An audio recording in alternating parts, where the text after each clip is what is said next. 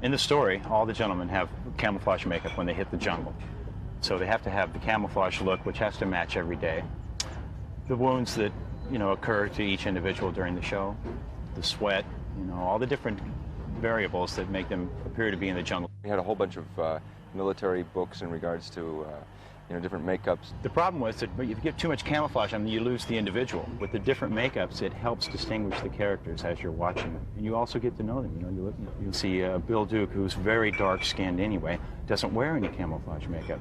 Somewhere the skin is lighter brown on his nose and his cheeks, we darken that up, so he almost disappears in a shadow. I see you. Arnold, for instance, his lines are strong. It's a very strong character. Sonny Landham, who plays the Indian guide, he's just got like the war paint.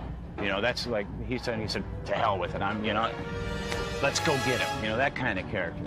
Carl Weathers is very subdued, and I think that was because of his role as a CIA agent, like a pencil pusher that has come back to the jungle for this one mission. He's still rugged and tough, but he's softer than the other guys. He comes out, his clothes are like he bought them in a department store somewhere, his jungle fatigues, whereas the other guys, it was their own military issue. What is this fucking tie business? Oh, come on, forget about my tie, man. A Makeup Mike story. Anybody there watching this may wonder why the microphone is now apparent. I've just run up to check Richard Chavez because he banged his forehead and got it cut, and we had to cover it. It didn't match continuity-wise. There are a lot of inconveniences. For instance, today we have 3 units shooting. We have one here, one on another side of a hill, and one down below. So they may be shooting a scene down there that I'm not familiar with, except by radio. And I'll say, okay, what scene? You're in scene 30. Okay, the guy should look like this. And then send down photos of them. Or they know it's heavier camouflage because it's earlier in the show. I'm doing scenes up in the 100 sequence up here. The camouflage is less because they've been running for 2 days. And of course, they don't stop in the jungle and pull out their mirror and go, and freshen up their camouflage. Hiking up and down the hills, trying to find a place to put my makeup case on so I can open the lid and get into it and start working. They're waiting over here, they've got everything's ready, they're waiting for me, and I'm doing things, and I can't find a place to just open my case because it sits downhill and I open and everything falls out. The heat itself, does things to the skin. If they swallow their makeup, the skin, absorbs it as they sweat and everything, and the skin breathes. It's a whole lot different than doing it on the back lot at Universal. There's no comparison. Somebody's rolling here. I was wondering if we ever roll before lunch. Now we're rolling. Hi. Originally, they wanted me to build these mud appliances, these things to glue onto a skin that looked like mud.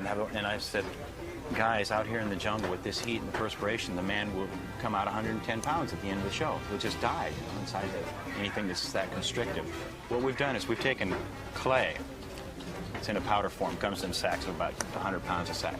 Mix it with water, and then an ingredient called methacil, which is an inert compound which gives it some thickness and also kind of solidifies.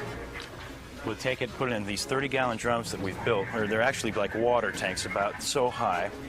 They have a 3/4-inch nozzle outlet on it that we will shoot the stuff out of a hose, like a garden hose, with a fantail end on the end of it, and just put them up against the wall, just like we're stuccoing the side of a house. Say, turn around, Arnold, and hopefully all will go well. You're not dirty enough. Bro.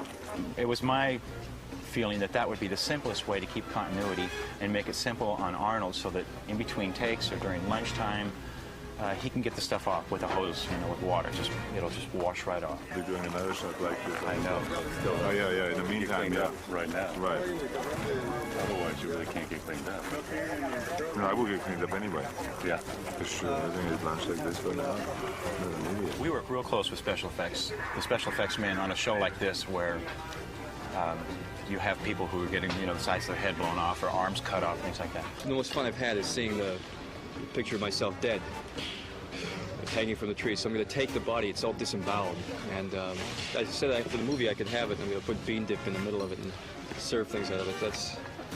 That's what I'm getting out of the movie anyway, so. What it boils down to is there's a very definite line now. If it goes on the skin of a human being, makeup, special effects. If it goes on a dummy or a body or anything other than that, special effects. And that's the line. But a lot of times we give on both sides because we need the help of the other, the other team. There's no push-pull, no struggle. It's just work. Get it done, get the best effect.